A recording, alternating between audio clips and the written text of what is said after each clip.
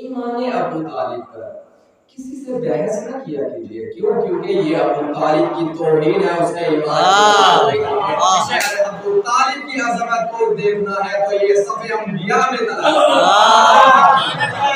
کیا کہنا کیا کہنا ایمان وہ لاتا ہے کہ جو بتوں کے سامنے جھکے لیکن جو خود نبی کو پالے۔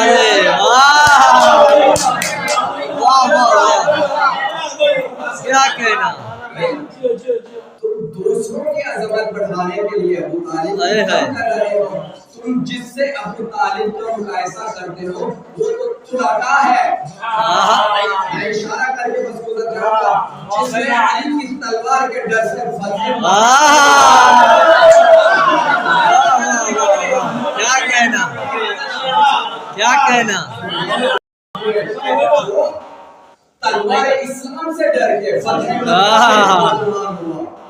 اس کے ساتھ اس کا مقابلہ کرتے ہو کہ جس نے وارث توحید کو پالا۔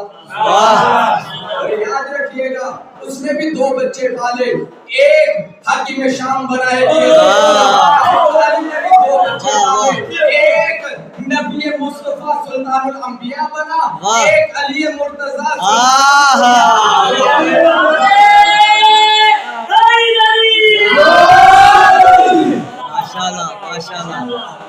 ابو طالب ایمان کے اس درجے پر ہے کہ جہاں تمہارا ادراک بھی نہیں۔ ایک واقعہ عرض کر دوں اپنے حضرت رسول خدا صلی اللہ علیہ وسلم، اور یہ تو سب لکھتے ہیں کہ جب تک ابو طالب تھا رسول مکہ میں تبلیغ رسالت کرتے رہے۔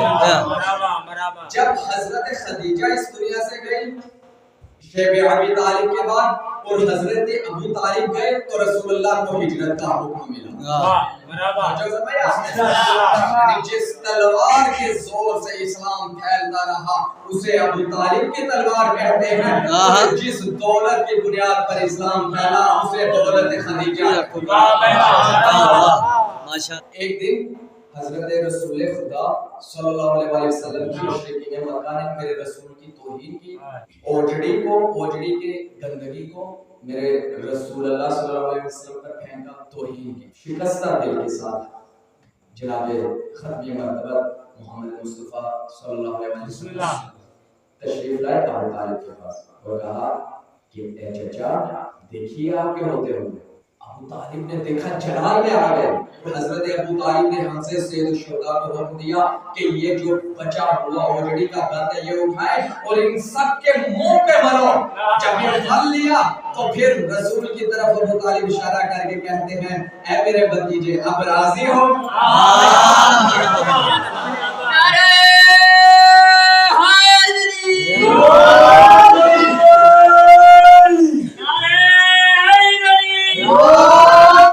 ایک دن نبی خاتم میں اسلام مکہ سے باہر چلے گئے، کسی کو نہیں معلوم تھا۔ ابو طالب نے تمام مشرکین مکہ کی طرف نگاہ کی اور کہا یاد رکھنا اگر میرے بیٹے کو کچھ ہوا تو میں تمہیں بتاؤں گا۔ ان سب کے اوپر اپنے غلاموں کو کھڑا کیا اور کھنجر ان کے ہاتھ میں دیے کہ کھنجر تم نے گردوں میں رکھنے ہیں، اور اگر میں واپس محمد کے ساتھ پلٹوں تو ان کو چھوڑ دینا ہے، اگر خالی ہاتھ آؤں تو پوچھنا نہیں۔ اس طرح سے نصرت کی اور گئے تو رسول اللہ صلی اللہ علیہ وسلم کی عبادت فرما رہے تھے تو جناب ابو طالب رسول اللہ کے ساتھ واپس پلٹے۔ اور ایک اور روایت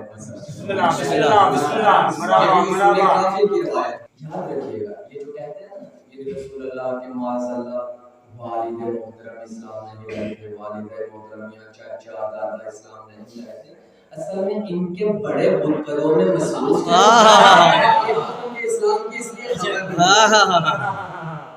جناب حمزہ، جناب عبداللہ، جناب آمنہ سلام اللہ علیہ اپنے زمانے کے طاہرین میں سے تھے، پاکیزہ لوگوں میں سے تھے، آئین توحید پر تھے، دین ابراہیم پر تھے۔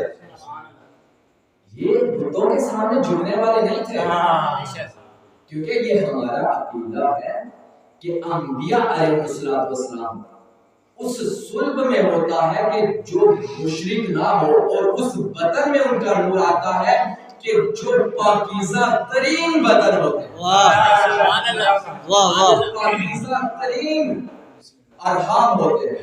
حضرت عبد المطلب کا واقعہ، بسم اللہ، کیونکہ عبد المطلب مکہ کے متولی تھے، بسم اللہ، جناب ہاشم کے بعد جناب عبد المطلب تھے کہ جو آئین ابراہیم پر تھے، وہ حج کرنے آتے تھے اور حضرت ہاشم ان کے کھانے پینے کا اہتمام کرتے تھے۔ ان کے بعد حضرت عبد المطلب، اور حضرت عبد المطلب نے یہ ذمہ داری ابو طالب کو سونپی۔ بسم اللہ، تو جو میرے سامنے بسم اللہ، ابو طالب چونکہ رئیس مکہ تھے اور پاکیزہ ترین نورانی ترین صورتوں کے حامل تھے، جب بھی کبھی ان پر مشکل وقت آیا ہے تو ان کو یا تو علی کا دروازہ،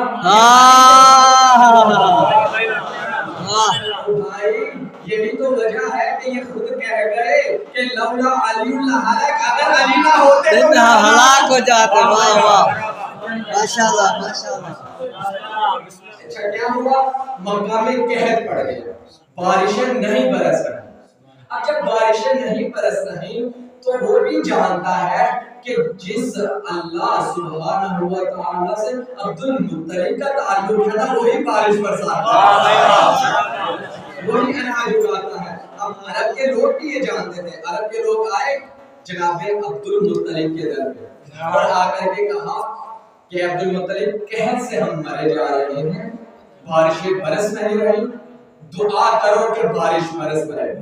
بسم اللہ، بھائی اگر کسی بت پرست کے خاندان سے ہوتے تو عرب والے بھی آ کر کے کہتے کہ اپنے بت کے سامنے جھکیے اور دعا کیجیے، ہم بھی اس میں کوئی چڑھاوا چڑھاتے ہیں۔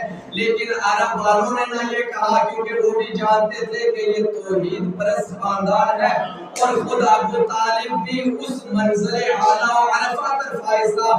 اس لیے حضرت عبد المطلب نے ابو طالب کو حکم دیا، اے ابو طالب، یہ جو بچہ نو مولود پیدا ہوا ہے، اس وقت ختمیہ مرتبت نو مولود تھے ابھی، کہا کہ اس محمد کو اٹھاؤ اور کعبہ کی دیوار کے ساتھ ابو طالب جا کر کے اللہ سے اس مولود کا واسطہ، ابھی ابو طالب نے واسطہ دیا ہی تو بارش برس۔